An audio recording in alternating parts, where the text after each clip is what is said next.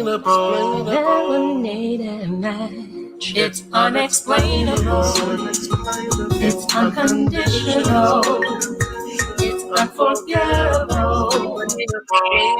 Lemonade. Sometimes so intentional. It's so invitable. Indescribable. Hello, and welcome to His and Her Perspective. Here at His and Her Perspective, we find common ground to harmonize relationships. And we do that by having these shows every single Sunday at 5 p.m. Eastern Standard Time that we're going to talk about all things relationships. Anything regarding your relationship, we talk about. We have all these different topics that we've been bringing up, getting some really good ground and starting some really good conversations. So today we are going to talk about, so you want to be king and queen when your kingdom crumbles? Great conversation we're going to have today. But wait, before we do anything, if you're looking at us right now, make sure that you're clicking the share button. Forget about it. It won't harm you. It won't hurt you, but it could possibly help somebody on your page, as well as do a watch party, do something, but make sure that you are sharing, subscribing, and saying something. Speaking of saying something, if you are here, say hello. Let us know who you are and where you are tapping in from, because we want to say hello back. Hi, brother. Greetings, sis. How are you? Wonderful. How are you? Solid. You look nice. Well, thank you. You as well. It almost looks like we meant to do this. You know, we just keep this vibe, just keeps happening through the waves, and we just somehow just come together. Yeah. Nice little coordinate. It's like coordinating without coordinating. Coordinating without coordinating. Hey, Yardley, how are you doing today? Thank you so much from Brunswick, Georgia. What up, Yardley? How you doing, brother? So greetings to Christy Iwuchukwu. Hey, Christy. All the way from California, Sacramento, California. Nice. What's the weather like there, Christy? Sure, it's beautiful, more beautiful than it is in Georgia because it's a little bit. Hello to my lovely wife. She's in the comment section. My buddy Ty Perkins, Callie in the house, Michael Johnson from Baltimore. Yes. Come on in, family. Come on in, family. We are excited that you are here with us. Thank you so much. So, brother, this topic. But before we move into the topic, let's talk about this couple. We got a couple that's winning? Yeah. I meant to give you picture and I didn't get the picture to you. Okay. But shout out to Mr. George Johnson and his lovely wife Adrienne Johnson. They've been married for 18 years, almost 19 years. They have 4 children and 4 grandchildren. Me and George actually went to high school together.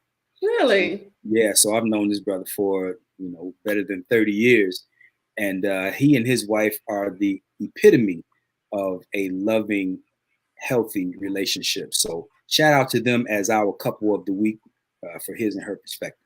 I love that. It's couples that are winning. See, apparently birds of a feather flock together, which is why I keep telling you I'm going to come and hang out with you and your wife a little bit more so that I can attach myself to some marriage material. Come on, we got room. Got to attach myself to the marriage material. Christy says, you guys are, first she says, you all are glowing. Happy holidays to both of you. And then she says, you guys are meant to do this show. So she must thank you so much, Christy. Christy, thank you so much. Garthian is here.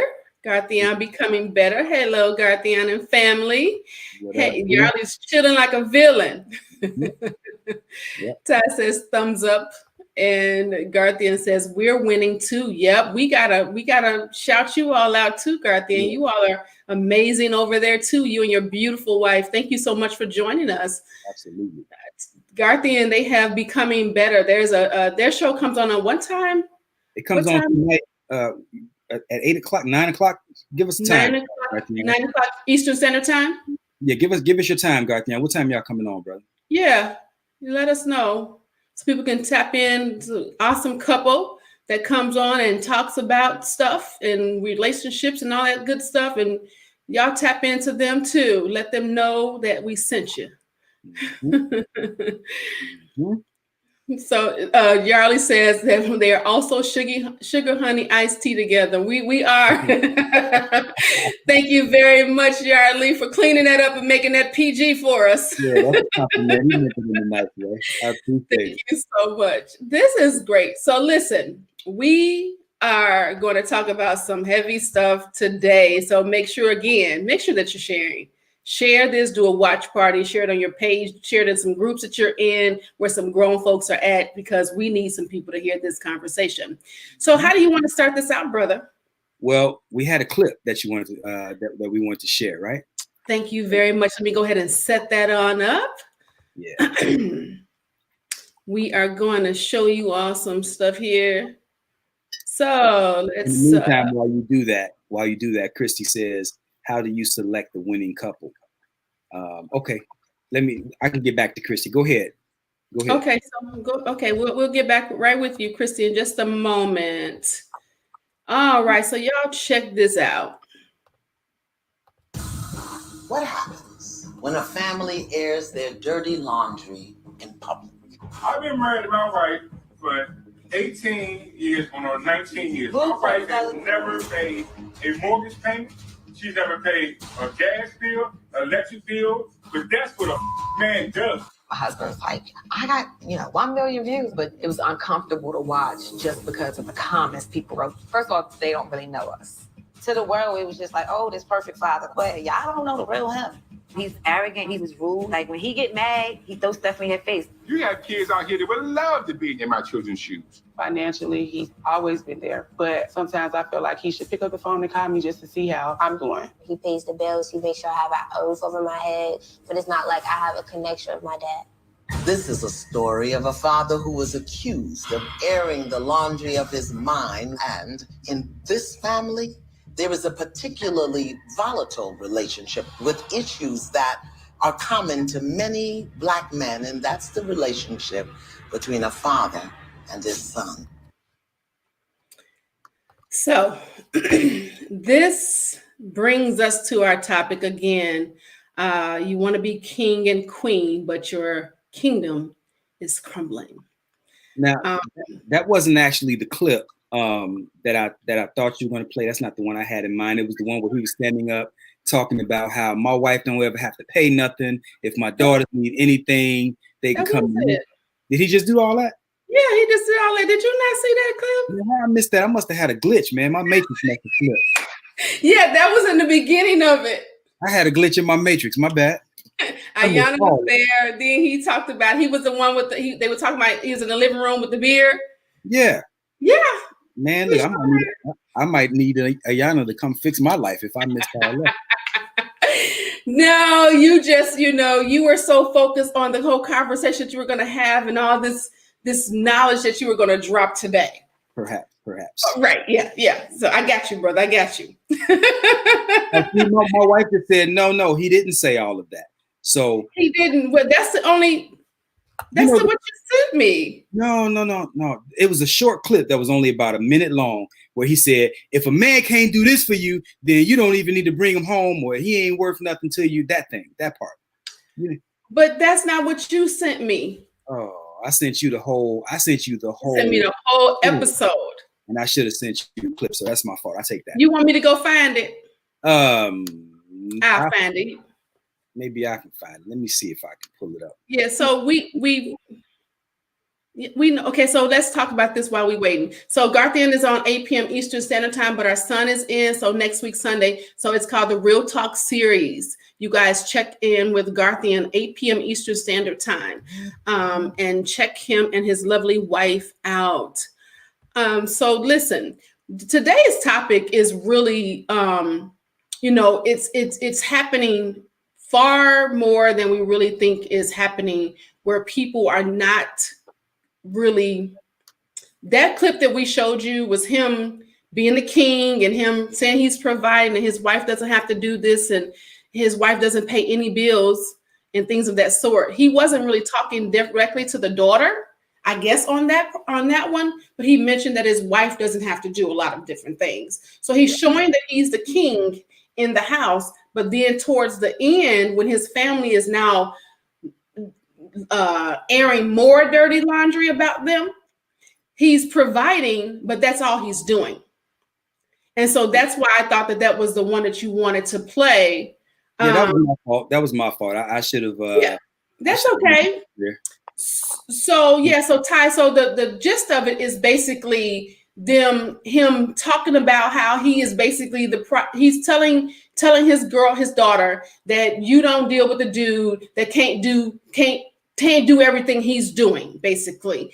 Where he's talking about buying her this and buying her that, providing all these monetary things, but he's not really there. And that's why it goes into the next part of his daughters. He's got a set of twins, and he's got 2 other daughters, one daughter from another wife, and then the youngest daughter's from his current wife. And where he's really not doing much of anything other than providing. And so how do you differentiate your kingdom from just the providing part and you being the man or the king of the house? That's kind of the gist that I was thinking. Yep. All right, here it is right here. Okay. Where'd you put it? I sent it to your messenger. All right, hold on a second. If it's not able to come through, then we'll just move on without it. Yeah. I didn't it's not in Messenger. You just no. Nah, don't even sweat it. We can move. Yeah. On. So that's really what it is. It's, I mean, if you're talking about you're the king or the queen of the house, and all you're doing is, making it look good, making it look easy, but you're really not doing or being that king or the queen of the house, things are crumbling. Because even if you look further into the episode with Ayanna, his wife is even talking about, I'm ready to walk away. So he's talking all this good stuff to social media, and it went viral, making him, over 100,000 views with this video talking about how he's such a provider, but he sucks as a father and a husband. Yeah, he so just my version of what the clip that went viral. I think it was his wife or maybe even one of his daughters. They were holding a video camera as he was standing in the living room, in the family living room. And he was just basically going on a little bit of a rant, a little bit of a tirade, explaining what manhood is. And he was saying that my wife ain't never had to worry about a mortgage payment. My wife ain't never had to worry about paying a light bill. And he listed these different things that his wife has never had to worry about. And then he went on to list the things that his daughters don't have to worry about, and talking about all of the different things that he provides to them as a father. And then he capped it off by saying, if a man can't do what I've done for you, then you don't need him. Right. Mm-hmm. And so it was basically a moment of him beating his chest saying, this is what manhood is. And I foot the bill. I check all the boxes for the realest and truest representation of what manhood is. That's basically what he was standing there saying. And so his wife kind of, I don't know, she felt some kind of way about that. And you can see that on the whole Iyanla Fix My Life episode. But right. She felt some kind of way about that going viral because that clip going viral gave him a sense of validation and made him feel good about, just gave him a sense of validation. So they went on the Fix My Life show, and this is basically where everything kind of came out. All of their families' challenges and things came out. And so you can begin seeing that in his mind, manhood meant one thing, right? Fatherhood, being a husband, it meant one thing. In their mind, it meant something else. And so there's conflict between the two. Well, so Yarly says a king is not a nice man, he's a kind man. And then Ty says if he provides for his family, he can't suck as a father. He may not be a nice PR guy. Nice PR guy, but no man is perfect. You only get so many hours out of a day. Well, you probably should go in and watch the whole show, Ty, because he sucked as a father. And he really, his girls, all 4 of them had been touched under his guise, where he's making it seem like he's been providing, and they were afraid to talk to him about it because he was unapproachable. The son had basically just done him off, was done. Their whole gist was, even the wife, is he keeps throwing money at us and thinking that that's okay. And see, the thing is that people's problem is this: you love people the way you want to love. That's not love.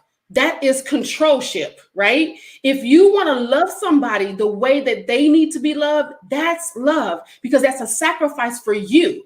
But if you're trying to just do it the way you want to do it, you're not sacrificing. You're just doing it because that's what you want to do. Loving somebody means that you're taking yourself out of the equation and you're finding out what they need, and then you're providing that. So he wasn't providing any of that. He was throwing money at his issues. His wife was unhappy, and all of his kids were unhappy. His mother said that she doesn't like his kids. It was a mess. So it's really, where was the mama? Yeah, she was there. The wife was ready to walk away. And you got to see the whole. It's an hour and 20-minute show. But the wife was ready to walk away. She was just done. She was like, he thinks that money is everything, and it's not. So when the clip went viral, it was validating him as, well, that's all a man needs to do. No, a man does not need to just throw money. He needs to provide emotionally. He needs to provide physically. He has to be there. Money is not everything. Yeah, we need money to live, but think that you just gonna keep throwing money at your family and think that y'all gonna be cohesive and bonding. It's not gonna happen. Yeah. So Ty says, where was the mama? I got to see the clip. Yeah. And then Yardley said he was seeking validation for his obviously flawed and destructive ideas of manhood. And that's the part I want to touch on a little bit, because so many of us, and I started out this way myself. I mean, so many of us, we don't have the healthiest ideas about what manhood is, what fatherhood is, what being a husband is. Like, little girls, you for Christmas and your birthdays, and you get these doll houses, and you grow up playing house, and 9 times out of 10, you're gonna at least have your mother there. So you get to see some connection to what it means to be a woman, operating in the fullness of womanhood, or at least doing her best to do that. You get to see a mother doing her thing, but a lot of us are missing that aspect of what a man is, because so many of our homes are missing men, right? For whatever reason, a myriad of reasons, right? So boys don't get to see, oftentimes, boys and girls, because it's important to both. So many of us are growing up without a true representation, a healthy representation of what masculinity really is, and how that relates harmoniously to femininity. Right. And so since we don't really have a healthy representation of what that is, most of us, we try to figure it out on the fly. Right. And his son said that. And we often end up doing a lot of damage in the process of trying to figure this thing out. So, his children are adults now.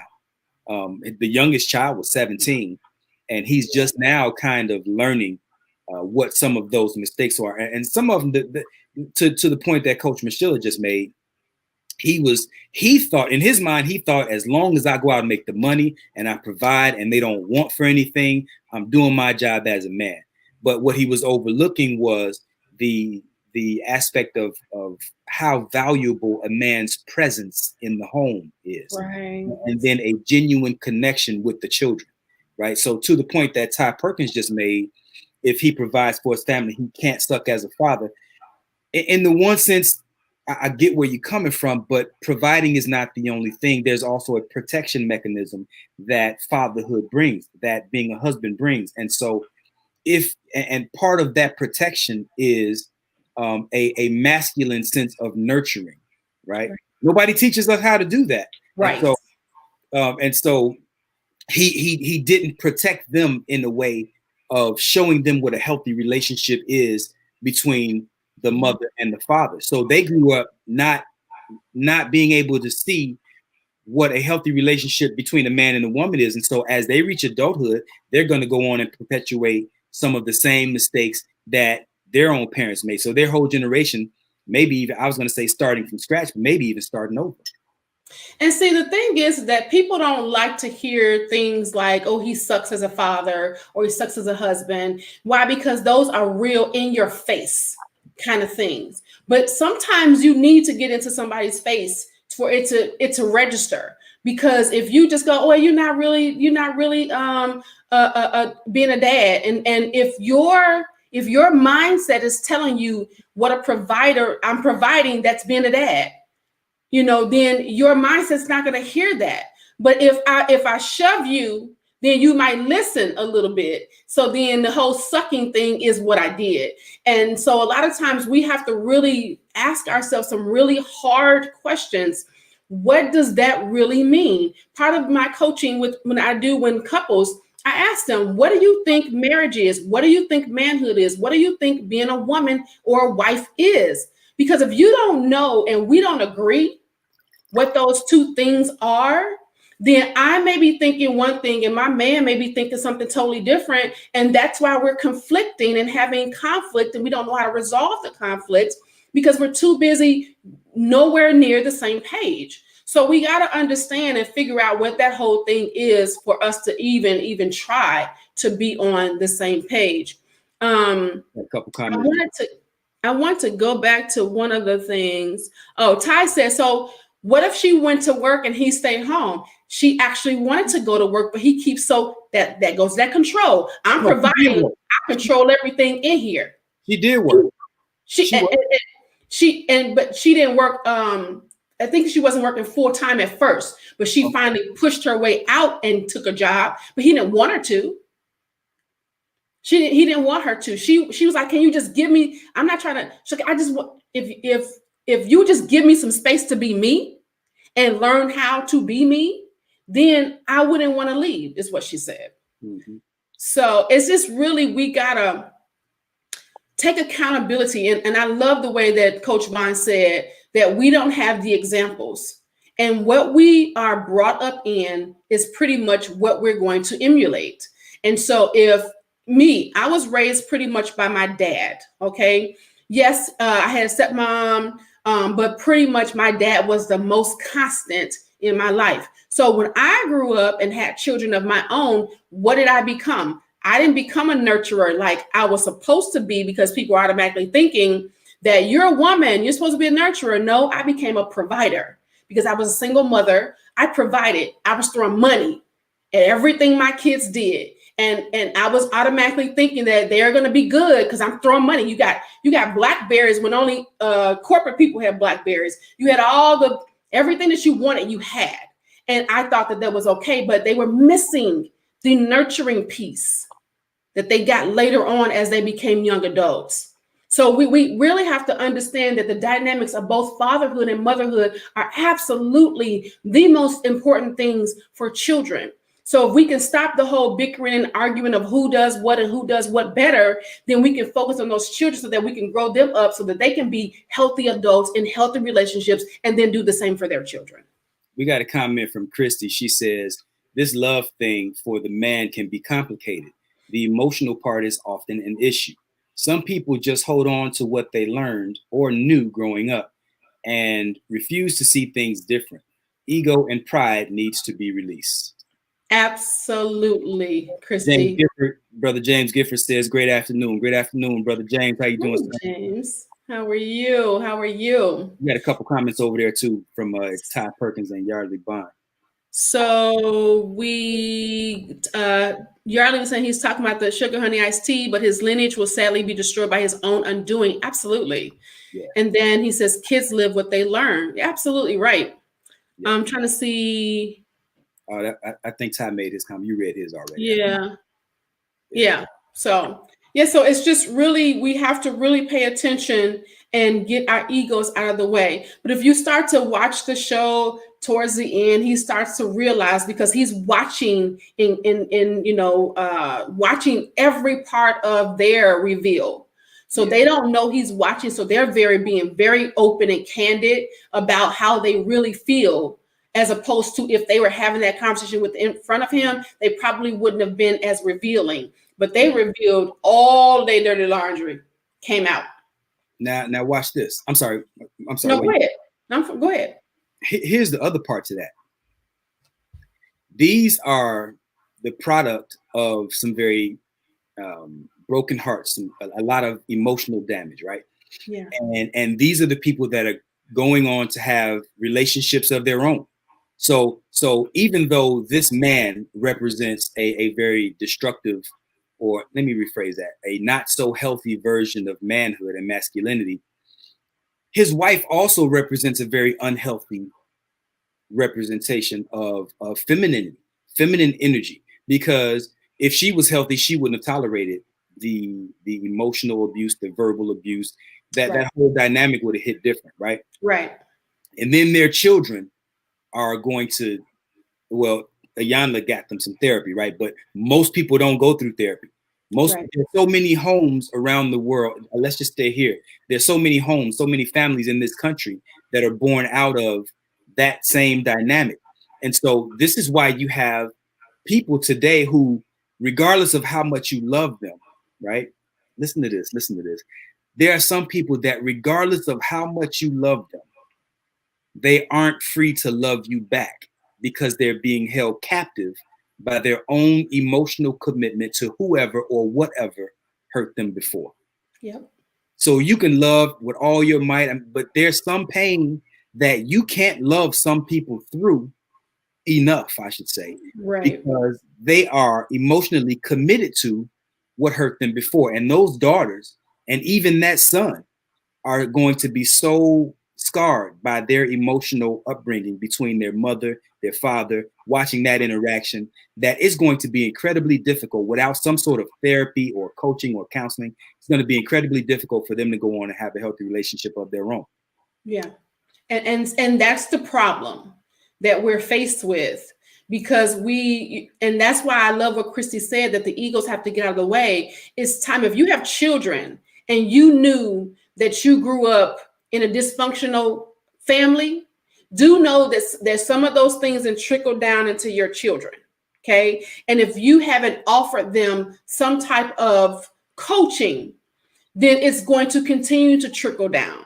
You know, you have to go through those processes. Sometimes you don't know how. Me as a coach, I knew how to do some of the things, but I still had to refer, you know, my son to say, hey, talk to this person, because I knew how to say, you know what, let's have a sit down.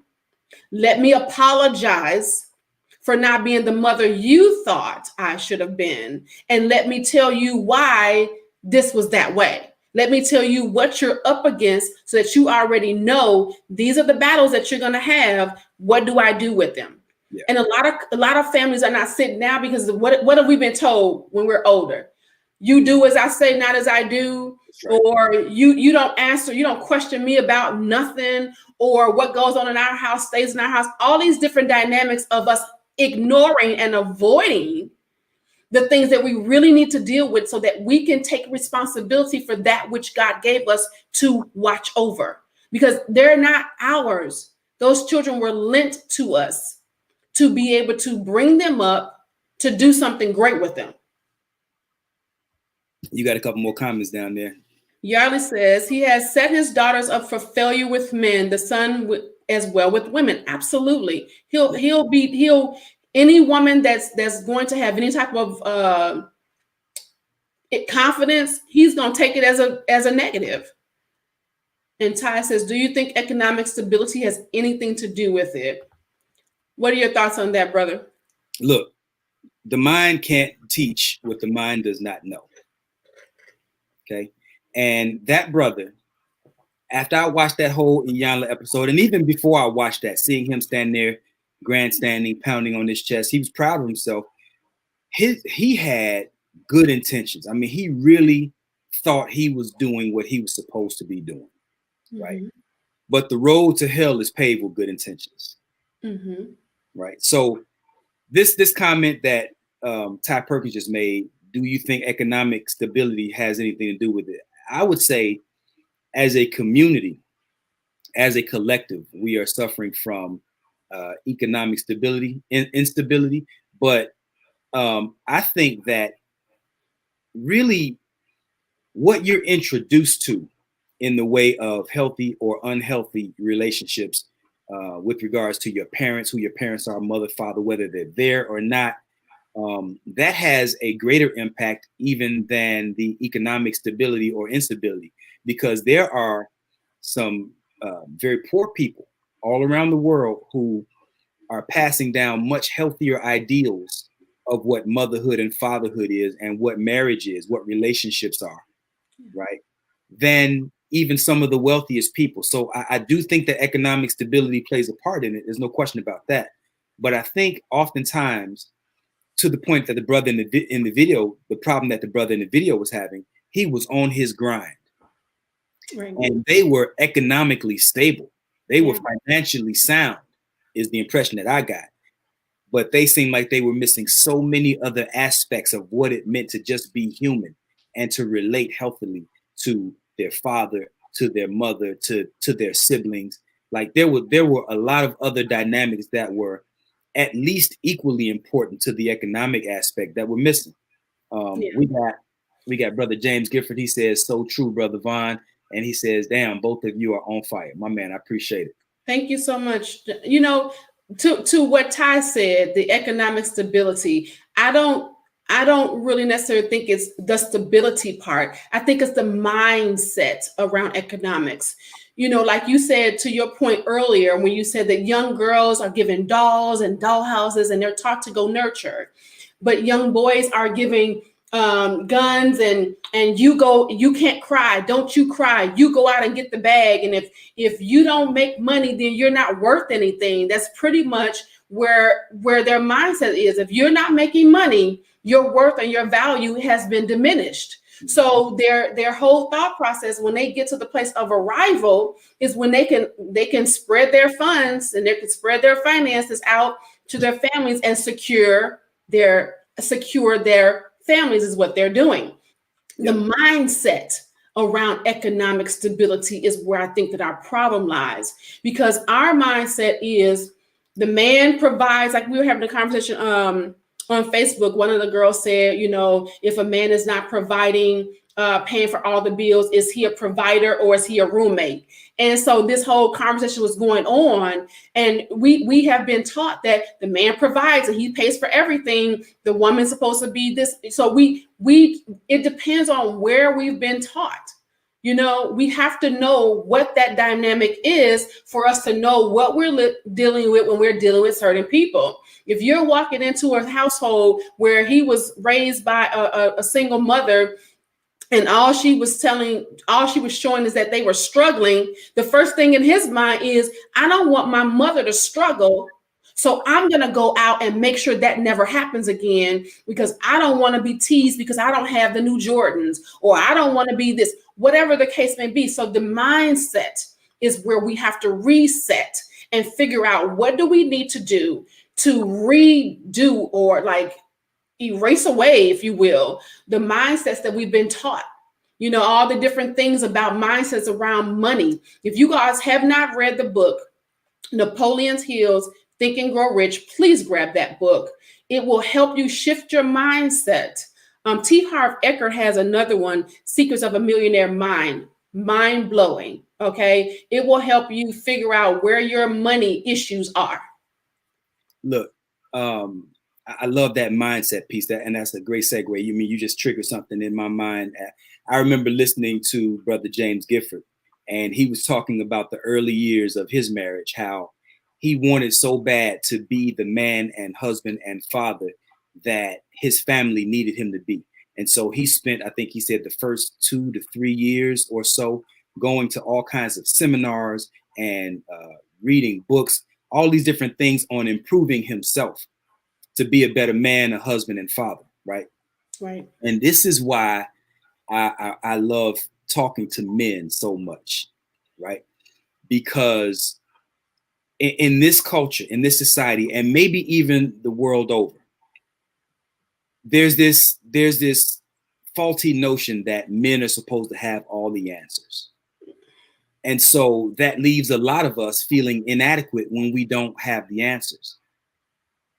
But the ego will override the logical part of the mind that says, hey, ask for help if you need help. And so that pressure to try to figure it out on our own, even when we are unequipped or ill-equipped, that will produce a pressure that causes us to even create more destruction. Yeah. And so for this brother in the video, even though he had been doing it wrong for so many years, the fact that he reached out to Iyanla and her team for help is tremendous, because there are so many men that simply will not reach out for help. I mean, there's a hole in the bottom of their ship, and their ship is sinking, and they're taking on all kinds of water, and all they're doing is getting buckets, trying to get the water out, instead of calling in a qualified team to patch the hole so that they can begin lifting the boat, right? Yeah. And so again, I love talking to men who finally have the courage to come forward. And I use the word courage on purpose, because it takes a lot of courage for a man to come forward and say, hey, I don't have all the answers and I need help. And there are a lot of us who hide behind this, like the brother was doing at first, beating on his chest, this false sense of bravado. Look at what I did. Look at what I did. Look at how I get down. Look at how I handle business. But behind that, they're hurting like hell. Yeah. Right. And most men will not reach out and get the help that they need so that they can heal from that pain. And they'll just keep paying forward that pain and hurting. They'll be hurting all kinds of people around them because they don't know better. Yeah.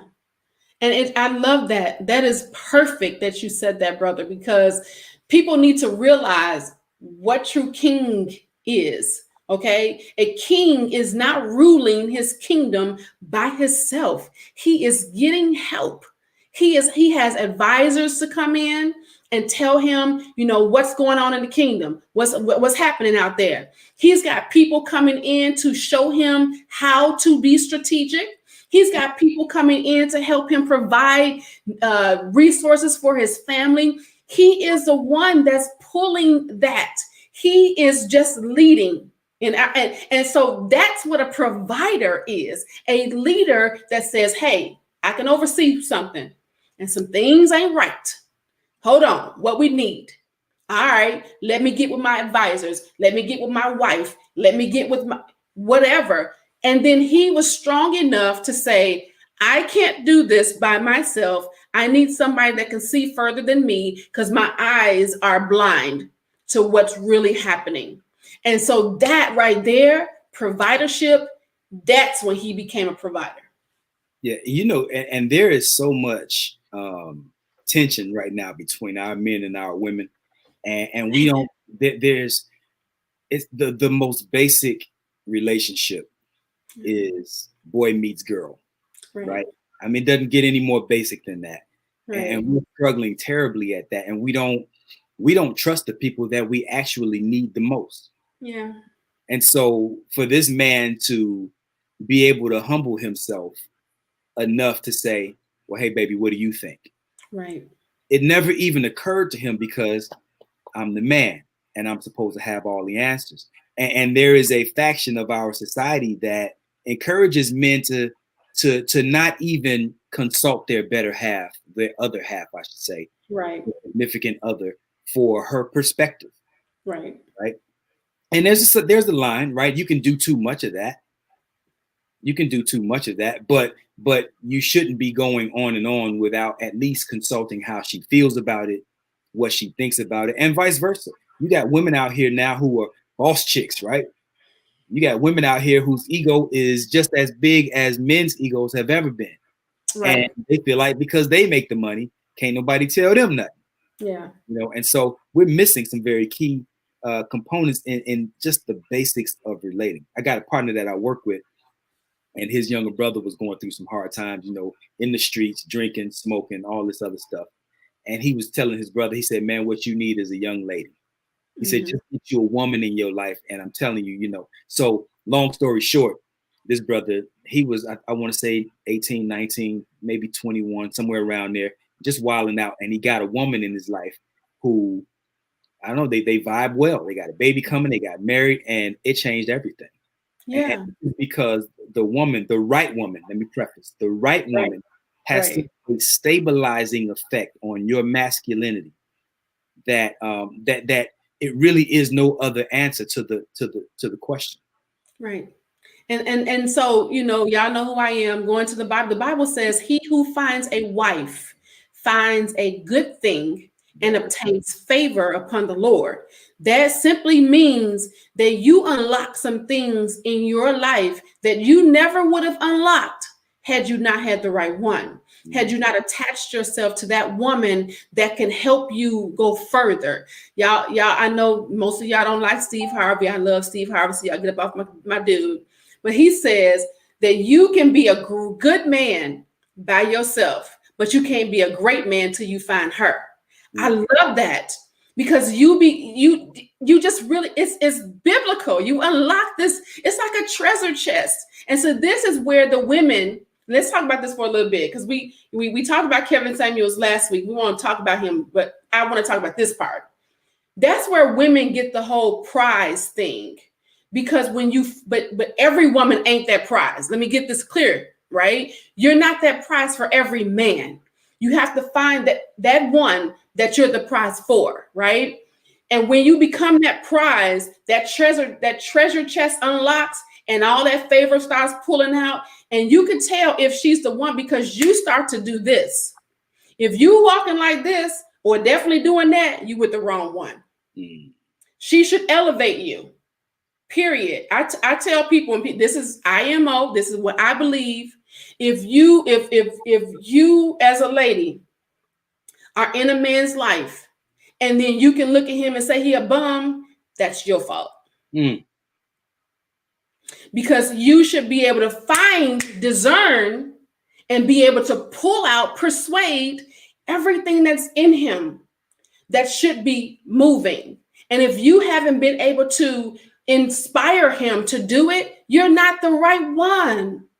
Not only that, but if he ain't moving, look, they say God only hits moving targets, right? And so if he ain't on the move, you shouldn't be hitching to his wagon anyway. Come through, brother. So who?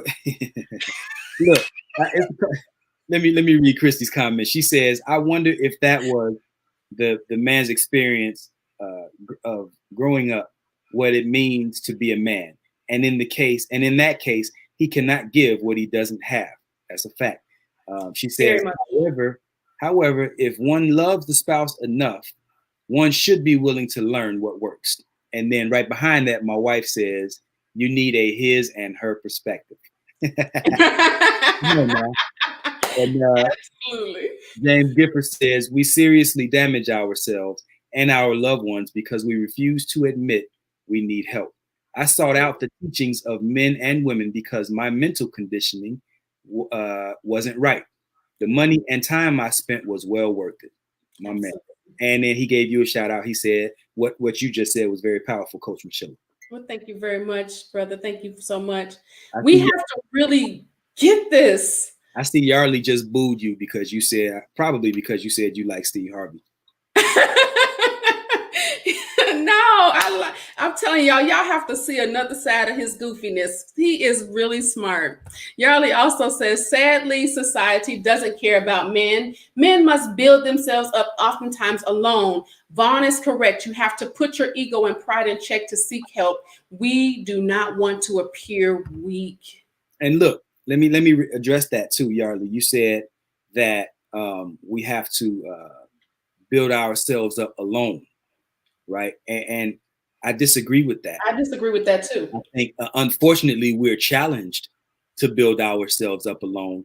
But there's so much value in finding a mastermind network. Right. If you can find a group of fellow brothers, or even just one brother that you can bounce your ideas off of, man, that is of tremendous value. And so, again, this is largely why I do what I do. I love helping brothers. And I think, and another person just inboxed me saying I need to do to start a group for men, and I think that is something that I'm very interested in anyway. So because we need that, man, it's necessary. We cannot do it alone. Right? We cannot do it alone. Look, you don't have examples of what that looks like. there's an African proverb that says, if you want to go quickly, go alone. But if you want to go far, go together. Yeah. We have to really get to the place where we are willing to stop, let the ego go, and say, I need help. This ain't working. If you've been doing something, especially if you past 30 years old and your life is not where you want it to be, okay, you need some help. Why? Because apparently what you've been doing is not working.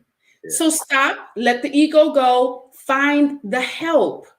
Find someone that you vibe with and get the help. Stop thinking that, oh, I don't want to spend money on that. But you like you dope on the outside, hair looking good, car looking good, crib looking good, clothes looking good, but you messed up because you think that investing in your mental, emotional, spiritual, and mental health is not worth it. Yep. That sandwich looked real good till you try to pick it up and you realize it's just a soup sandwich. Oh. You ever try to eat a soup sandwich? That thing is messy, right? Messy. All dripping down your arm. Yeah, it would be good. My wife says she agrees with Yarley, but it's black men that they don't care about. I concur. About that part. I'll even go a step further, and I'll say it's the black family dynamic that is largely under attack. Yeah. This society doesn't care about that at all. And so we see what appears to be the elevation of women, right? Women, black women especially, are finally getting their just due. They're finally coming up. But if you really look closely at what's being done, right? Come on now, you gotta hear with a third ear, and you gotta see with a third eye, right? If you really look at what's being done, they're not elevating black women. What they're doing is they're positioning you so that you can run counter to what benefits the black family. Yeah. It's sad. Maybe somebody, I don't know, maybe it's sad. You know what? I was thinking earlier, brother. I watch motivation videos because being an entrepreneur, you got to keep yourself going, right? So I'm watching these motivational videos, and the first thing I thought about was, man, if I could just, if I had when you look at a man's determination, right? When he's determined to do something, it's like he is a train moving 100 miles an hour, get in his way, you're splattered, right? And I kept thinking, man, if I could just have that. Because sometimes as a woman, my emotions, they get to me, right? So I'm thinking, man, if I could just have that. And then I was thinking to myself, was I even designed to have that? Was I designed to have that? Go get him, girl. Or was I designed to nurture and care for the go get him man? And I kept thinking, man, is that why I don't? Because I have done a lot of things that have awarded me some accolades in my life. And when I look at my life, I'm going, man, you did a lot of things, but I feel like you haven't arrived yet. And all I keep thinking is, was I supposed to arrive in that manner? Because when you look at the motivation videos, and maybe I'm just missing something, most of them are men. Most of them are you see the people in the competitive things, most of them are men. And not because women can't do it, but that competitive nature is so innately wired into men that it keeps them driving so that they can do what's necessary. And see, it's hard. I think that it's hard, very hard for a woman to raise a young boy to be competitive.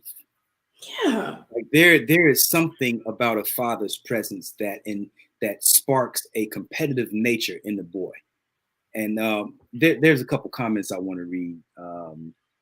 Let's see. Christy says, yes, the right woman will stabilize a man. There's an African saying that if a man is wayward, get him a good woman and he will be reformed. She says, however, some people don't want to be reformed because they know it all. Again, ego and pride have to be released. I want to piggyback on that and say there's another African proverb that says, a man without a wife is like a vase without flowers. Anyway, how pretty is that? James Gifford says, Brother Vaun, I reached out and connected with you because I feel you are an asset to all of us as men. We need more men like you. I appreciate that, brother. Absolutely. And sentiment is mutual. That brother, look, if y'all ain't connected with Brother James Gifford, send that brother a friend request. Follow his page, The Lion's Den, Judas Den, I believe it is. Judas right? Den. Judas Den. Follow that brother, because that brother right there is somebody that's good to be connected with. And he has a show directly after ours too. Right after, I always share it every week, do a watch party. So that's a good brother to know. My wife says, "Boom, swish, swish, hubby." she said we need a sound effect machine. Right, I know. I know. Yeah, we do. You know, Kevin Samuels had that sound effects machine. He been, you know, slapping folks. But we do. We got to get one. We do.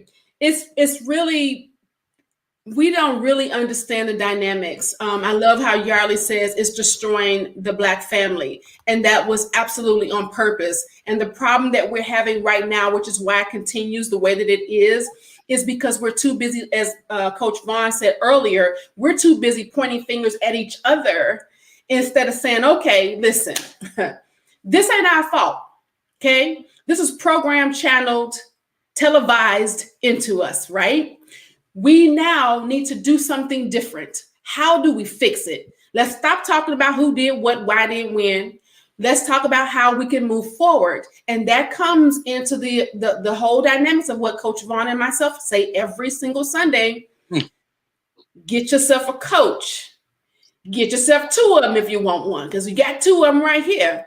Get somebody to help you move forward, because maybe you don't have all the answers, right? We've got to get to the place where we're moving forward. We're going to keep having these conversations. Like, I am totally the person that is against women's conferences. Why? Because we get hyped. Oh, praise the Lord. Hallelujah. Oh, thank you, Lord. Oh, I feel so good. And what did you learn that you're taking forward? How are you going to go and take that back? There needs to be some accountability when you have these types of things happening, right? Some accountability of, okay, so sister, we taught you how to make sure that you do this and that with your husband, or do this and that with your children. What have you done in the last 30 days to get it done, right? What's going to happen with that?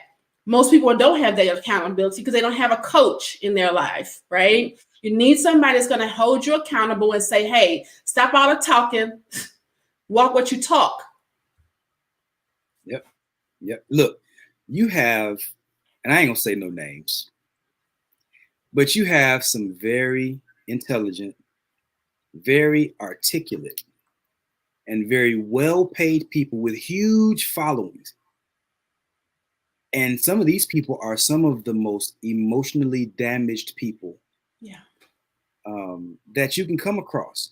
And these people are out here giving advice, all kinds of relationship advice, dating advice. And what they're doing is they're teaching their pain disguised as advice. Yeah. They're teaching their pain disguised as advice.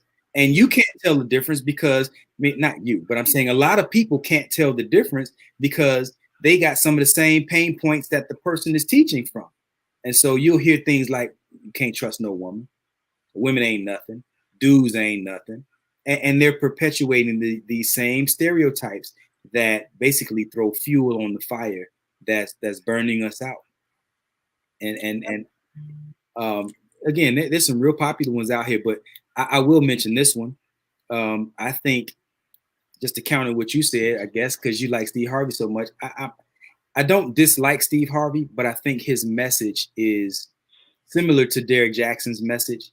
And it's an idea almost like they're pandering to women, as opposed to giving women a much more realistic representation of what they're dealing with. You don't. Yeah, again, I'll leave it there. I'll just say that I don't think that neither one of them are nearly as realistic with women and what women are actually dealing with. The reason why I like Steve Harvey is because Steve Harvey isn't talking about he's a relationship expert. He talks about what he said was he's a love CEO, which was bringing people together. And the reason why he calls himself that is because he has matched a lot of people and gotten a lot of people married. That's it. So he tells you, he gives his advice based off of what he's been through to keep people from going through it. But he's not doing it to make money off of that part. He's making money off of his gift, which is comedy, and then his talk shows and his book. He's not making money off relationships, though. He's writing relationship books. Act like a lady and think like a man. No, you don't have to think like no man. You think like a woman, but understand how men work. Understand how men think. Understand what's important to men. You don't try to think like a man. So but you gotta give understanding. Sometimes you gotta know what that means. I read the book. I didn't take it like that. He's in the relationship space and he's making money off relationships. And you know what? Go Steve. If that's what you do, then that's what you do. I'm just saying that from a man's perspective, I've heard plenty of things that he said that runs counter to the way that the understand. He doesn't translate to women enough of the understanding of men that would actually benefit them to know. I would agree with that. And the reason why I will is because and that's probably because I'm on a different understanding level because of the training and the education that I've had and all of the coaching that I have had personally, that I understand a little bit deeper. So I don't look at it and view it the same way that a lot of people may, right? Yeah. So I would agree with that. He's not giving the stuff that would help them heal and be done. Right? He's giving them the things that's going to help them a little bit at a time, so that they're not getting to that place where of healing, that coaching, because the whole part of coaching is you're taking the person from where they are to their destination and you're dropping them off there. And these people, these gurus are not doing that. They're just taking you on a little horseback ride on with your pain and leaving you there. And they say things that make you feel good. Yeah. I get that. I'll smoke a bag of that if I smoked. That's really the space that Derek Jackson and Steve Harvey are in. They say a lot of things that make women feel good. And this is, I think, what a lot of people are being turned on by guys like Kevin Samuels, is because he's not trying to make you feel good. And he may be more abrasive than what most people are accustomed to. But he's saying things that a lot of women are resonating with. And I've heard a lot of women say things like, you know, that's the first time I ever heard that. Nobody ever gave it to me quite that real. And he ain't doing it to heal either. No, he's not. He look, let me tell you something about this brother, Kevin Samuel. Again, he's a very smart guy, but he's operating from a space, it seems to me, operating from a space of pain and bitterness, because here he is, he wants to be married. He's a 50-something-year-old man messing with 20-something-year-old women. I think there's a disconnect there. And again, you know, I don't know the brother personally, so I can't, you know, I don't know what's in his heart or what's in his mind, but I think that I think that's a problem. Yeah, it is a problem.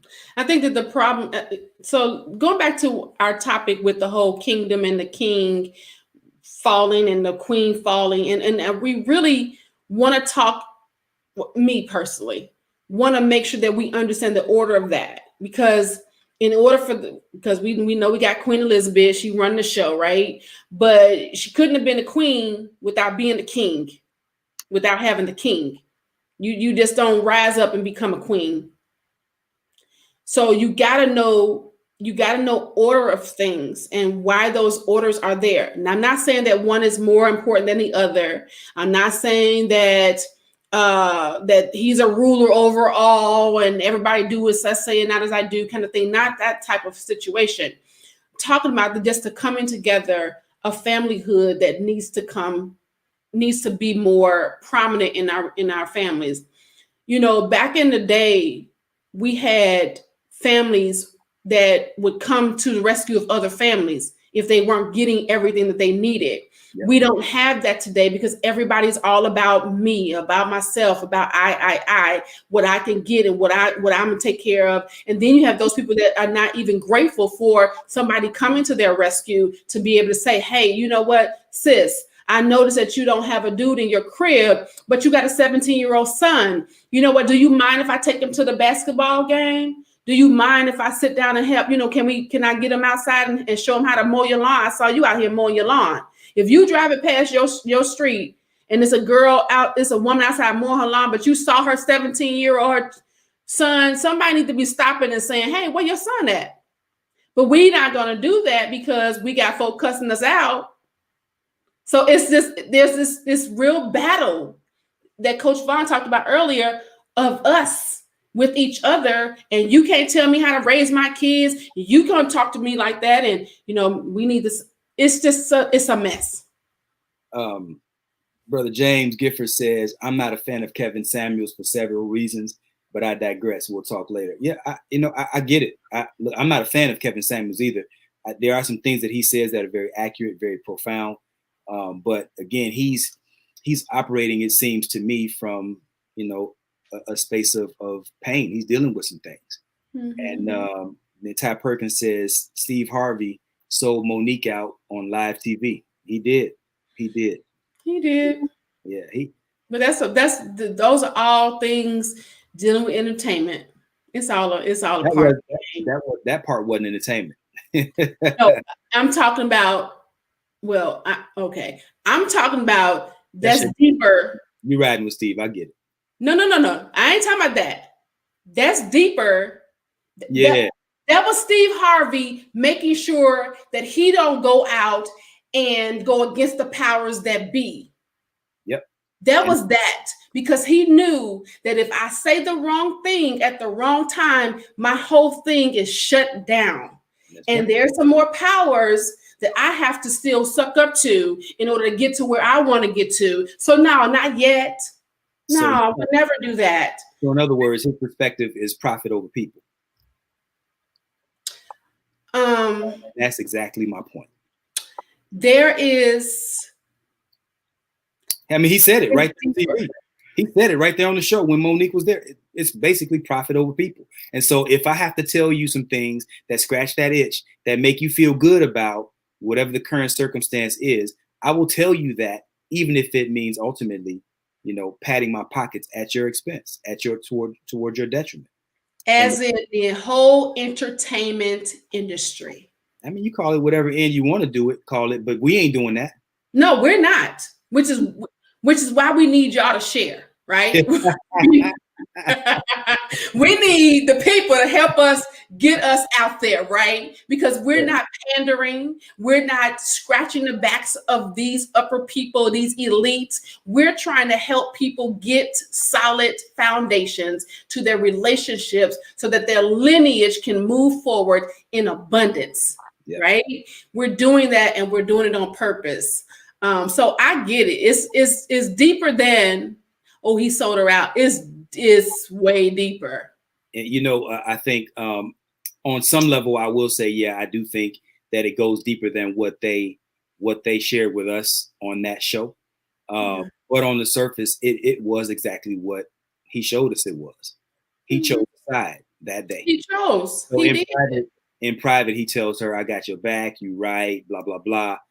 But I ain't got your back. You know. So, you know, it is what it is. But here's the thing, though. By the time you see somebody on TV, you should know that they're not on your team. If you understand, and I know most of us don't look that deep into it. Yeah.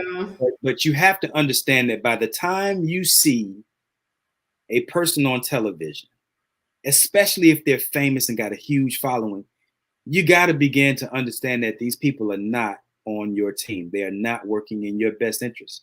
And it don't matter how much you like them and how much they make you laugh. That's just how it's laid. Yeah.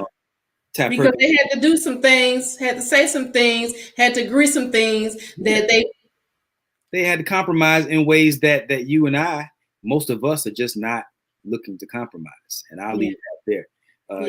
Yardley says the queen is the most powerful piece on the chessboard, but she supports and protects the king. Absolutely. He says not Bebe's kids. Ty Perkins says then he ain't protecting his black woman. He's talking about Steve Harvey right there. Yeah. And Yardley says all skin folk ain't kin folk. Truth. Mm. Facts. I'll Yeah. digress. Yeah. So I think that this whole premise of this entire thing is that we really got to start to do some inspection, because if you got public success and you looking good at the boardroom, you looking good with your boys on the golf field, you looking good with your girls in the salons, or you on the stage gathering up trophies, and your household is in ruins, then you're not as successful as you think. Hey, look, Ty Perkins said true, because once y'all get on TV, on national TV, I'm gonna stop watching y'all. No, you're not, because we still gonna be real. I promise you, with the perspectives that I have, you will likely never see me on TV. Me either. I can't sell out. It's just not. It's too late in the game for me to even consider such a thing. I'm too set in my ways, and I don't need the money like that. Money don't move me like that. Yeah, it doesn't. My Before thing. I get the hell out. I don't care if I touch 100 people. I just want to make sure those 100 people are so impacted that they are now touching 100 more, right?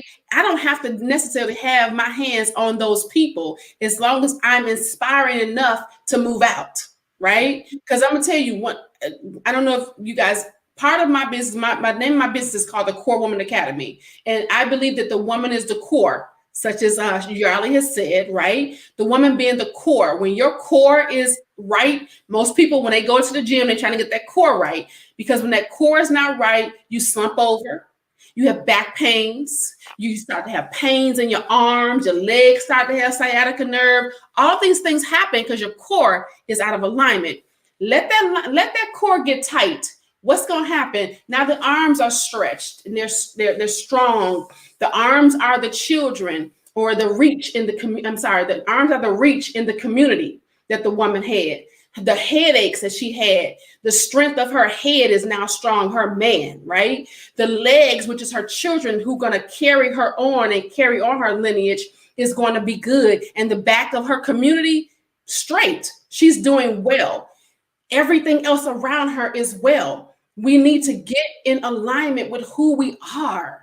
Mm. And if we're not in alignment with who we are, there's no way that our children, our hands, none of that stuff is going to work completely right. Yeah. And we can't even embrace, when we can't get in alignment, we can't even embrace our children the way that we're supposed to. Absolutely. And there's an African proverb say that a child that's not embraced by the village will burn it down for warmth. Man, that's deep. Say that again. A child that's not embraced, I might be messing it up a little bit, but the gist of it is a child who's not embraced by the village will burn it down for warmth. That's deep. That's deep. And that's exactly what's happening within our community. We're burning it down for the warmth. And we looking at the kids like, man, I don't know what's wrong with the kids these days. I'll tell you what's wrong with the kids these days, the adults from yesterday. Right. I'm telling you, we need to stop. I mean, and this is the thing. Children now, the millennials, are really smart, but they're still missing some things. Yeah. They're missing some things that we had. So it's kind of like we said, well, man, I don't want to go through this, and I'm not going to take my kids through this because I didn't like the way that felt. But it made you strong, and it produced some things, right? Some things that you needed. You're just missing some other things. Stop trying to eliminate things and add to.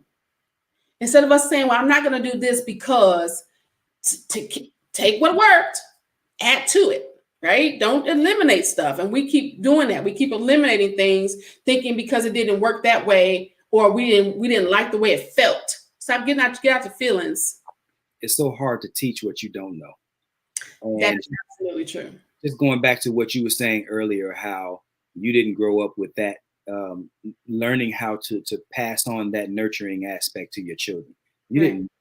And so you were giving them, all that you could give them, right? And making sure that they had all of the things that you didn't have when you were a child, maybe. I have a buddy, I don't know that that's what you were doing, but I have a friend that was just telling me a couple of weeks ago, he was saying, man, I made sure that my kids had all the things that I didn't have when I was growing up. But in reality, what he should have been doing, instead of making sure that they had all the things that he didn't have, he should have been teaching them all the things that he wished he had known. And that's what I mean about the whole adding to, because my dad worked 2 and 3 jobs. So we didn't want for nothing. Yeah. We had nice things. You know, we had a home, we had things, right? So I didn't know how to give what I didn't know that I didn't have. The things that I should have been trying to give to my children were what I didn't have, which is the nurturing, and I didn't know how to do that. You know, when my children were small, especially when I had a daughter, when she would hug me, I would clam up. It was like, ugh. And then when I started to realize how it was affecting her, I had to watch her for a little bit. I think she was like 3 or 4 years old by that time. When she would pout and walk away with her head down, I was beginning to think, like, what is that? Why is she doing that? Because you just told her, you just did that to her when she went to hug you. But again, that was toppled on top of a whole lot of other junk that I had to go through. And I didn't start to relinquish those things and reject the feelings and reject the emotions and the bond that I was taking with the comfort of those things, like you said earlier. I didn't start to do that until 5 years ago. Wow. When I realized, wait, I no longer have to hold on to those things. Oh, those things don't belong to me. Oh, I can shake those things off. Oh, I had no idea. Right? Yeah. So it took a lot. You know, it took a lot for me to get through that, to realize that those things no longer belong to me and I can reject them and move forward and learn how to do better. Yep. Kimberly Snidey says, I love this conversation, and she wants us to know she shared the video. Thank you. James Gifford says, Les Brown said, we must be willing to do the things today that others won't do in order to have the things tomorrow that others won't have. Yeah. Powerful. I love this. Let me read that again. We must be willing to do the things today that others won't do in order to have the things tomorrow that others won't have. That's a Les Brown quote. That's powerful. It is powerful. I love that quote. And then you have another comment down here at the bottom by Yardley. He says, courage, testicular fortitude, and control of their emotions. I think you're talking about manhood, right? Yeah. So it takes a lot more to womanhood. It takes a lot more to manhood than the obvious things that we think, right? It's a lot more to it. You know, like Coach Vaun and I have a program that we're developing together that will be beneficial to the community at a wide level.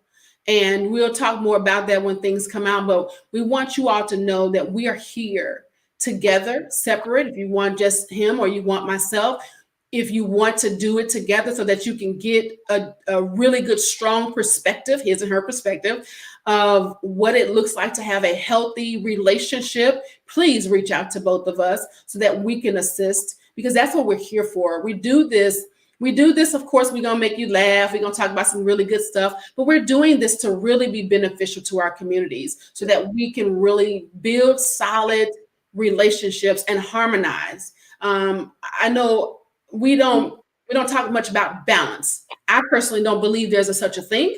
I think there's harmony, that you have to be able to move and weave in and out where necessary. But when you talk about balance, you think that everything's going to be equal, and that will never happen, right? The only balance that I believe that we have is a balance of good and evil, light and dark.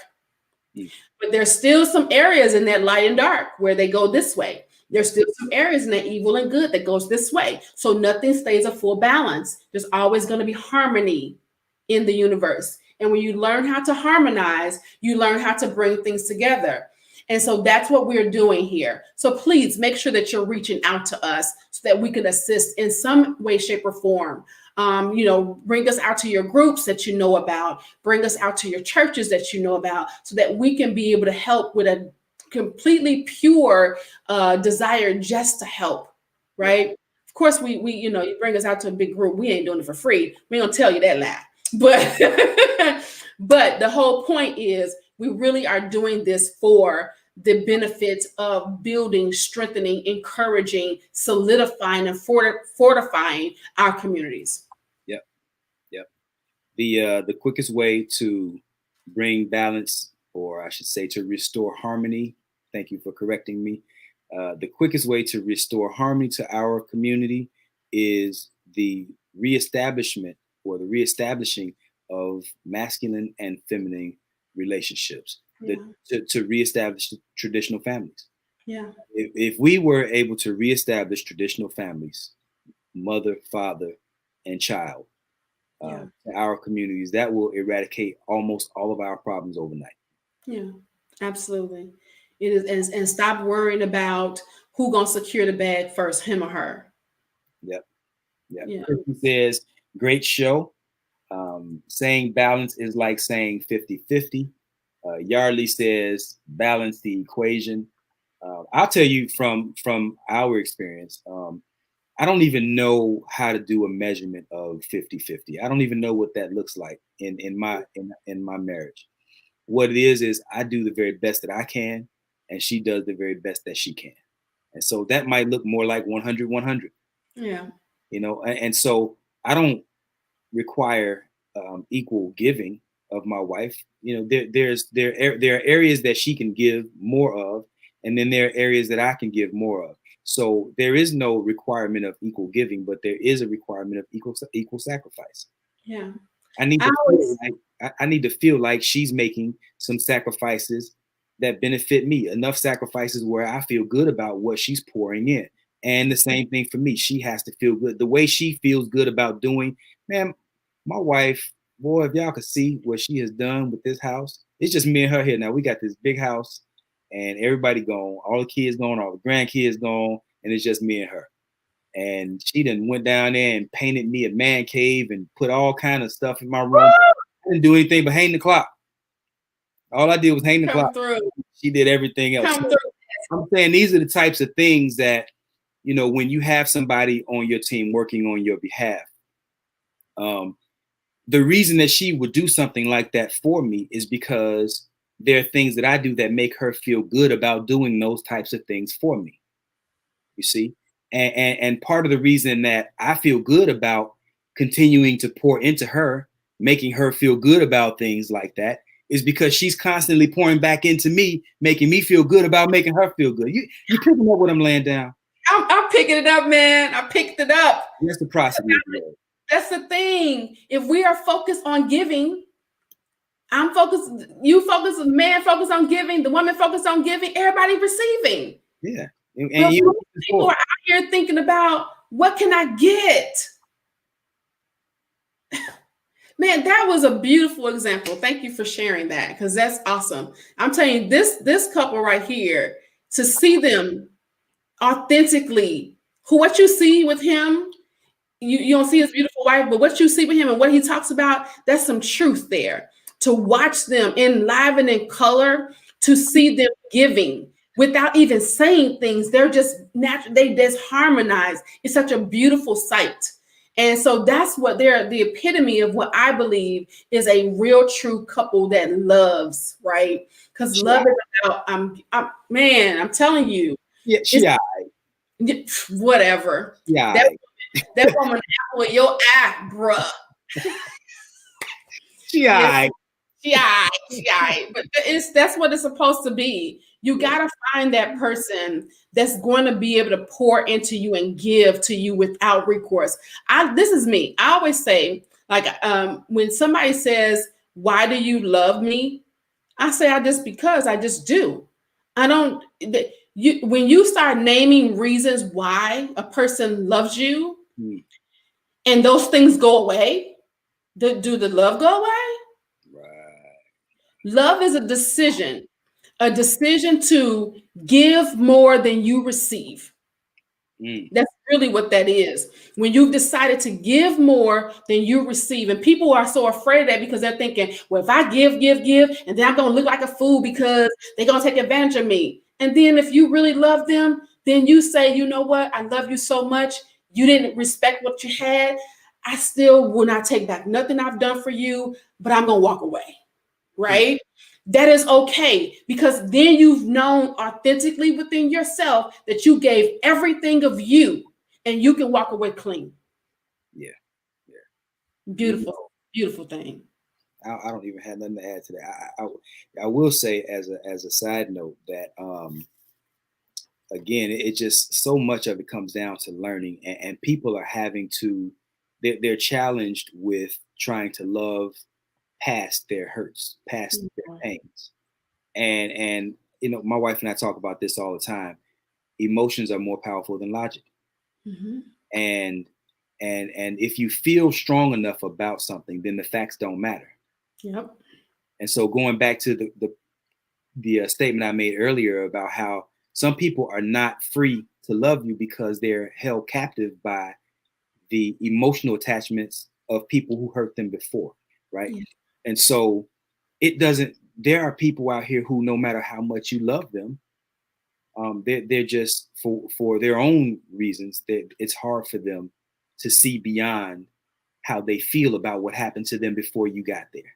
And so this is why coaching and therapy and counseling and things like this are so important. And I know you've seen more than your fair share of people who fit the description of what I'm talking about. I have too. This is a large part of why we do what we do, because there are so many people out here who could have some very, very good relationships. Yeah. But they got to they have to let go. Look, if you don't heal from what hurt you, you'll bleed on people who didn't cut you. That's good. That's good. That's true. James Gifford. I'm sorry. Christy says she is more than all right. Team Desi. Yes, I'm Team Desi too, honey. James Gifford says that's why he's my brother. My man, I appreciate. Yes, absolutely. I'm Team Desi too. That's my. We know you are. We know you just talking mess. To use my best Southern lingo, that's my good, dog. That's your good. Yeah. James Griffin says, love is a decision. That's so powerful, Coach Michelamonè. Yeah, it's a decision. And so that, can I say this? And then let me say this. Many times, because men have been taught to not be emotional, they automatically tie emotions with love. If you get that out of your mind, that your emotions, now you can react upon the love with the emotions. Of course, we do need that, right? But when you decide that you love, then you will, once you make the decision and you commit to the decision, it's the same emotion that you're going to use for any other commitment that you have. When you commit yourself to working out, you go in and you pour, you do it till you sweat, body aching, you done gave all that you can. It's the same thing. But because men have been taught not to be emotional, they automatically view it as the way that women do it. Your emotions don't have to be the same as what your girls look like, but you still can show the emotion by how much you pour in. We need to do a show on, or at least address the topic of love languages. We do. We should do that next week, maybe. Yeah, maybe even if the whole show ain't necessarily about it, which it could be if it goes that way, but yeah, we need to touch on those things, because I'm not even gonna go into it. Maybe that's what we can do. Just do the next show dealing with love languages and things like that, because I think it's important. Yeah, it plays such a major part in our ability to be able to have a healthy exchange. Yeah, because you got people out here buying gifts, and I love that. I saw a post buying a woman $1,000 bag when all she really wanted was a hug. And that, or going to do cook and clean and fold clothes for your man when he just wanted you to buy him a flower. I don't know. No, the point that I'm making is whatever that gift, whatever that love language is, you need to know what your partner's is and stop trying to love people the way that you want to be loved. Because how you want to be loved is not the same way. This part of my book that I'm writing is Seasons of Love. How your partner loves is not the way that you want to be loved. We got to stop ignoring or avoiding or being angry at the differences of our partner, and start to be appreciative of those things and learn to look like we're appreciative of those things by learning what they are. That sister on that video that we started the show with the brother that was beating on his chest, she was saying that he would go out and work his butt off to get her all of the finest things that money could buy. And she said, I didn't want none of that. She said, all I wanted was you. She said, I told you that I would live in a cardboard box with you. All I wanted was you. And so this is this man spending all this time and effort and energy and money trying to give her things that she really didn't even care to have. Yeah. What she wanted more than anything was him. And that's the mindset that we've been taught, that men have been taught, that if you're not doing what you need to be doing until you pouring out money, until you got enough money to spread over to what everybody needs. But again, that's him needing to know what his wife really needed, and that's people listening to each other, and people not doing that. And this goes across racial, ethnic, cultural lines, right? Because I met a young white guy in the store yesterday, as a matter of fact, and we're in line and just talking, and he had a real nice watch on. I like watches. And I said, man, that's a nice timepiece you got there, man. He said, oh yeah, thanks, man. You know, I bought it to impress a girl. And I was like, oh wow, young white guy. And I said, well, how much did it? I said, well, did you get the girl? Was she impressed? He's like, nah, it didn't work out. I said, oh, well, you know, better luck next time, you know, whatever, just small talk, whatever. I said, by the way, how much did you pay for the watch? He spent $700 on that watch. Now, this is the cashier at the sporting goods store that I was at. So this guy's making what, maybe $10, $12, $15 an hour, maybe. And he spent $700 on the watch to impress a girl that he couldn't even get. And so it just goes to the point that you were just making about how many of us are doing things to impress those that we care about in ways that they don't care about. Right. Yeah. And that's and so then that's where the conflict comes in, because he probably was feeling some kind of way, like, I spent all this money and she didn't even appreciate it. It didn't get me what I wanted, and all of these different things. So you got these conflicts happening, but nobody's really communicating effectively to know exactly what do you want? Yeah. Yeah. What can make you feel the same way I feel about you? What can I do? Because when you get to that point, now you're releasing the ego, as Christy said earlier. Now you're stepping outside of yourself, and you're sacrificing, as Coach Vaun said earlier. And now you're giving of yourself 100% the way that you need to do. And you know, I always say, the best way to get the best out of a person is to let them be 100% them.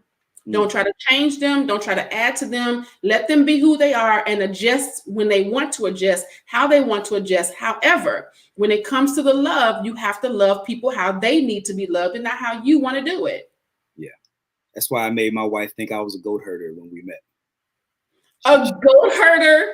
I said, did you not love me when you thought I was a goat herder? So by the time she realized that I was doing a little better than that, you know, it was... You are hilarious. Y'all was 12. Hey, Yarly made a comment about the guy in the store. He said he was a chimpanzee. That's funny.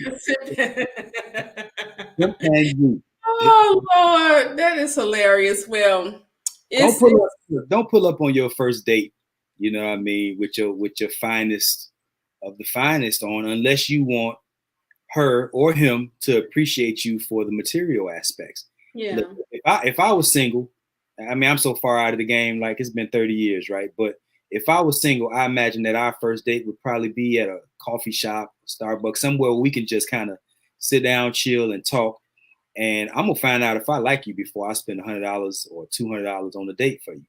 And that's where first date should be. If a chick is talking about she trying to go to Ruth and Chris, hang up on her. Who is Ruth and Chris? I don't even know them people. You're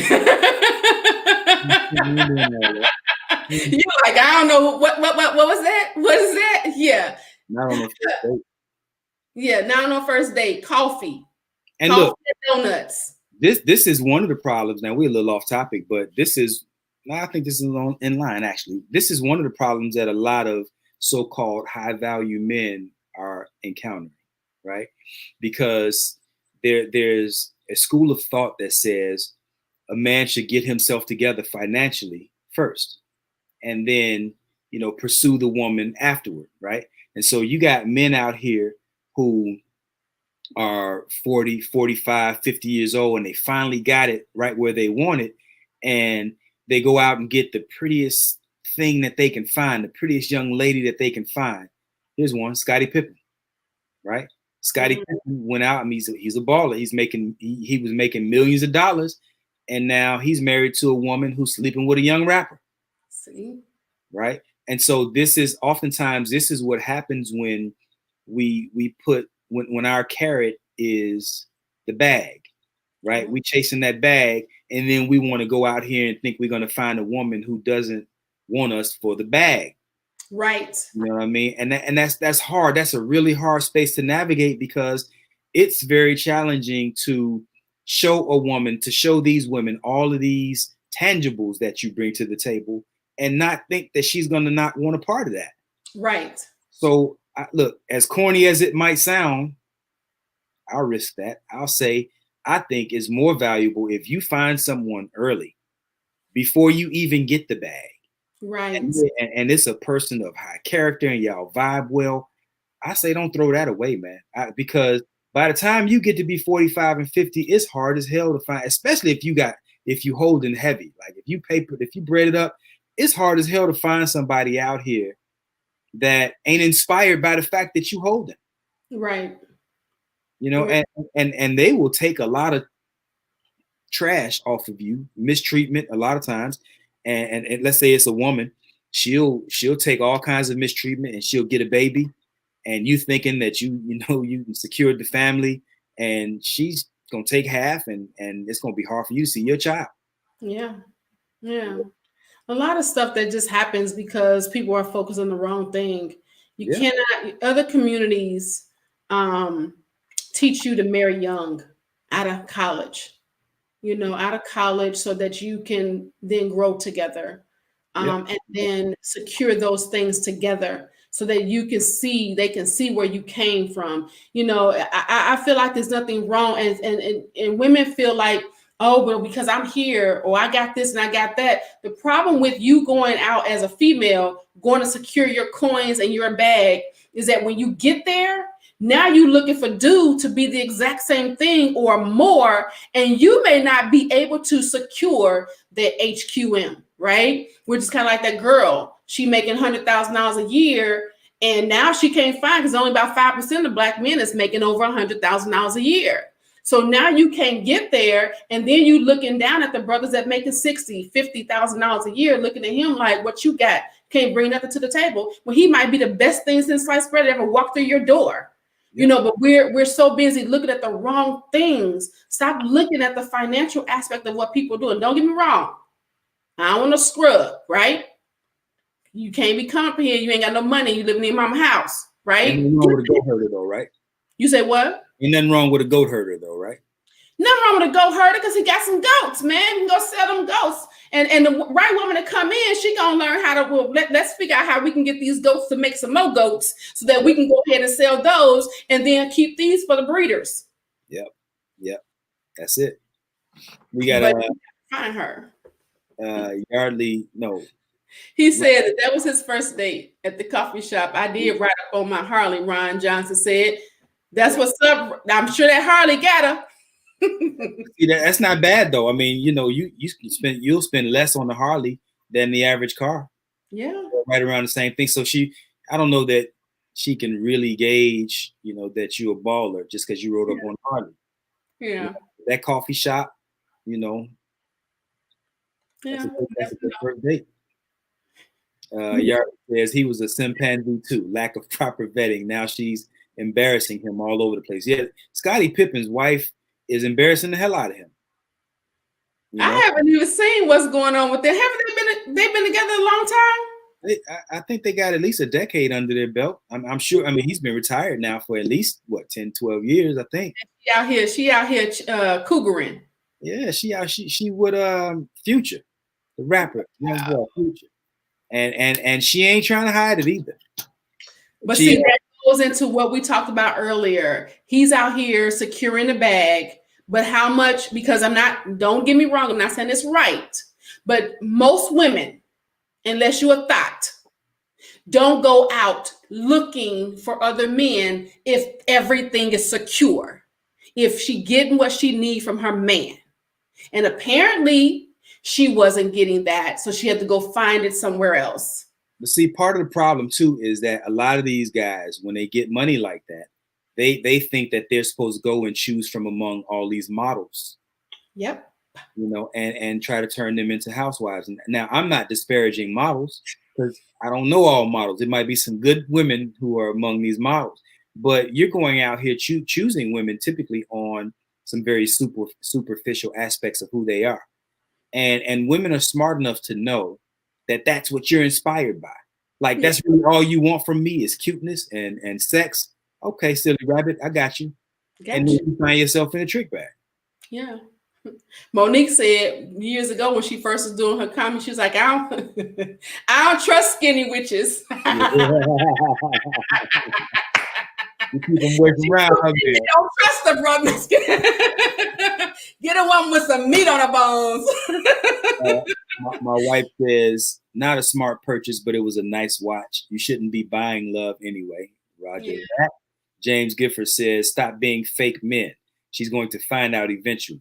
If you're not living like that, if you're not living that life, it will show itself at some point. So be truthful. Right. Desi says, cougaring is not the word I would use for her, coach. That's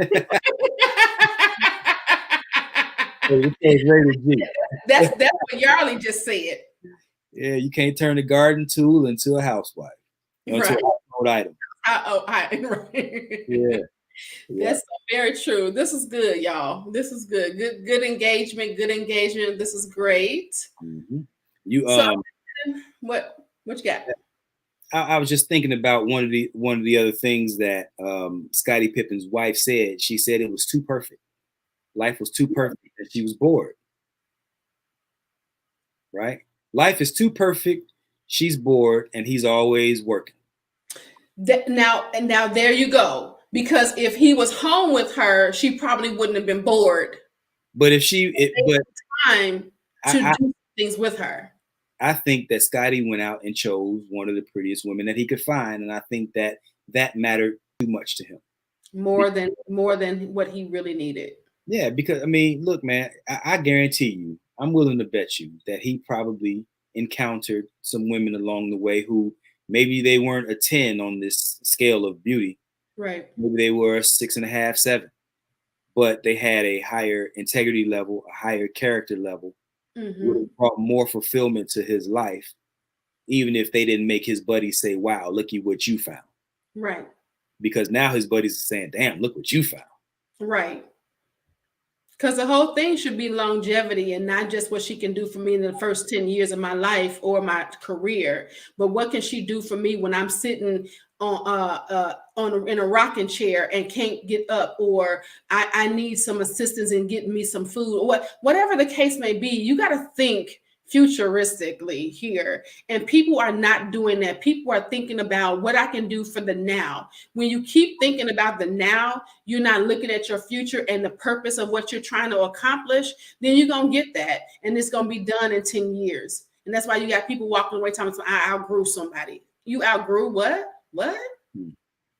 Somebody got to tell these women, right, that you're doing it backwards. So by the time you get that bag, you're making $300,000-$400,000 a year. Because there's some sisters out here that's making a lot of money, 152 plus, right? By the time you make that kind of money, you're probably 30, 35, many cases 40 years old. And now you're wanting the men who are financially your peers, right? Economically your peers. The problem is the men who are economically your peers don't want you. Yep. They don't, because by the time you get to be 35, 40 years old and you've been cutting your teeth on what it means to be competitive in that space, life has hardened you. Hardened. The femininity is gone. And these men are looking for less competition from their woman at home. Yeah. Yeah. Exactly. And they need that. Like I had a gentleman go toe to toe with me on Facebook about I had posted, and I said I put on there, I was joking because what I really wanted to say was, I need a man to come take out my garbage, but I didn't want people to think that that's all I saw men for, right? So I put a whole bunch of other beautiful things in there that made it look like my list, right?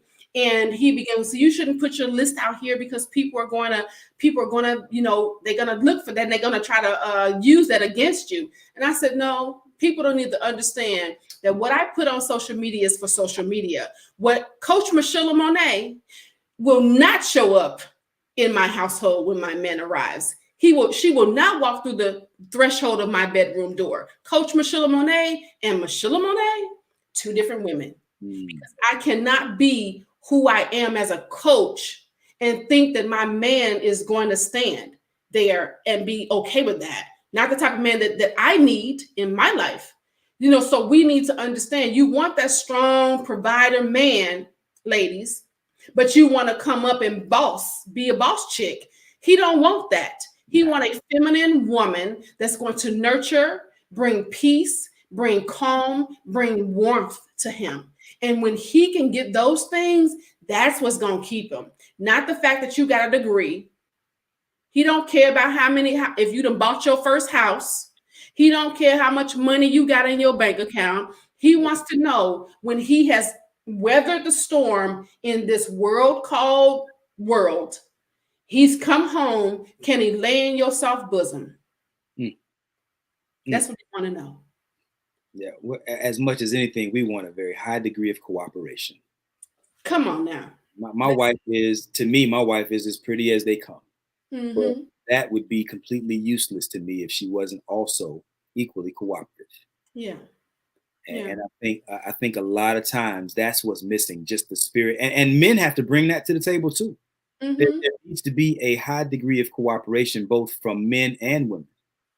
And we're missing a lot of that. You have men who think that just because they make the money, that, you know, when I put my foot down, that's what it is. And it just, you can do that. You can do that, but you're sowing seeds of dissension into your relationship. Yeah. And you're driving a wedge between you and the woman that you're probably going to want to rely on at some point. Need to rely on. Yeah. And you got to hope that she has awfully thick skin and that she's very resilient to the nonsense. And I'm speaking from experience when I say that, because that was the guy. That's how I was for a long time. I was very hard-headed, wasn't very easy to get along with. And, you know, thankfully my wife was resilient enough to weather my little storm, you know, and I had a lot of ground to make up, you know, in order to kind of undo a lot of the damages that I did in those early years in driving that wedge between the two of us. Right. And so, like Coach Michela, when you saw me and my wife, like the representation that you see of us today is the result of us overcoming all of those things that I sowed into our relationship earlier. And I take full responsibility for it, because it really was on me. My wife hasn't changed much since the day I met her, I'm telling you. And so I was the one who really had to play catch up. Yeah. A couple more comments here. I think Desi is talking about Larsa Pippen, Scottie Pippen's wife. She says, bored or not bored, home or not home. The bottom line is she wanted to cheat, so she did. She made a decision. She did. Kimberly Snidey says, hell, you can be married and be lonely. Loneliness has to be dealt with. That's a fact. And then she says, it's so much faking going on that people can't discern truth if it were right in their face. I'll address that in a minute. Go ahead. You had something. Yarley says, you can't have both ways. You can't live a life of opulent luxury without working extreme hard to attain it. Yep. And that's the thing. We're so busy trying to chase the bag. And he says, like the butt. Yeah, it's Look, you got to see, this is the type of thing that this is where being equally yoked comes into play. So if you're the type of guy who who has to chase the bag. I mean, you're gonna work your butt off. You're gonna be, you might be home on weekends, but Monday through Saturday, you out there, you grinding and you getting it. Well, you need the type of woman whose idea of a man, whose idea of a husband, her ideas are congruent with what it is that you're offering her. Because if you have a woman who has a high need for your presence, you being there, then you can't marry that woman if you're the type of guy that's going to be gone a whole lot. Right. I mean, you're set up for failure from the gate. Right. So you're thinking, man, I'm giving this woman everything she needs. I'm buying her all the presents that she needs, but she don't want the presents that you're buying. She wants the presence of you being there. Right. She wants your presence. There was another one you just read. Kimberly says, married and alone, and she says so much faking going on, it's hard to discern truth. And yeah, that's pretty much right in line with what I was saying. I think that there's so many people out here who are struggling for those reasons alone. Just the fact that we don't mean the same thing when we say husband and when we say wife. Right. That's one of the main things that I ask my clients when I'm doing premarital coaching. I ask them, what do you think marriage is? What do you think a wife is? What do you think a husband is? Those things are sometimes not congruent, like you said, with each other. And if I think that a husband is supposed to do X, Y, Z, and he thinks a wife's supposed to do A, B, C, and we completely just totally, not even near each other, then that's what our expectations are coming from, right? If we're not doing what we expect because we didn't really discuss these things, most people don't, then we're sitting there going, you're not being who I need you to be. Yep. Well, you didn't tell me who I needed to be. Yep. What is it supposed to look like? Because everybody's marriage is going to look different. Yep. Some people are okay with the man taking care of the kids at home and him and her going out. That ain't how I think it should be. But some people are okay with, whatever. You got to find out what that works and what that looks like to you. And that means you got to really know how to effectively communicate, because it can come across as being, it can come across judgmental, a little defensive, and different things like that if you don't know how to have that conversation. Yep. So I think that that's really important. And a lot of people are not doing conversation. And they're not having these conversations, and then they find themselves trying to love somebody that they don't even like. Yeah. So we've been on here almost 2 hours, so I guess we've probably had these people's ear for long enough. Thank y'all so much for hanging with us. You could have been anywhere in the world, but you're here with us, and we appreciate it. Yeah, thank you so much. We make sure that you are liking our pages at Vaun, the Love Alchemist, and Coach Michelamonè. If it is at all possible for those who are joining us on our personal pages, for you to start to migrate over to our business pages. Why? Because that's going to give our business pages more algorithms, and you know how Facebook is working, right? We don't get those algorithms on our personal pages. So if you can start to do that a little bit, remember the next time, hey, let me tap in on the business page, because it helps us in what we're trying to do. Yeah. Also, make sure that you go over to our YouTube page. We're trying to get to 100 subscribers. If you can click onto that, subscribe, click that red bell so that you can get any of the videos that we upload so that you can see those. It would be wonderful. We would love you for it. Make sure that you are loving on somebody. Oh my God, this is our last show of 2020. Oh, man. Oh my goodness. We didn't even do a year's end show. We didn't do a year's end show. We did not. We might have to step in on New Year's Eve and talk to y'all. Yeah, we might be able to do a New Year's Eve party. What is New Year's Eve? What is that? It's Thursday. Yeah, maybe we could do a New Year's Eve party. Yeah, we need to do something. Because, man, I just realized, I'm like, oh my God, we're not going to see them until next year. No, we so appreciate y'all staying with us this long. We love y'all for real. Make sure that if it's something that you want us to talk about, you can DM us. You can email us at harmony@hisandherperspective.com, Or if you want both of us to come or one of us to come, you can reach out to our personal pages. Or if you want both of us to come and help you in your relationship, make sure that you email us at harmony@hisandherperspective.com, because we are here for you. Word up. Love y'all, fam. Talk to y'all later. Peace. Bye.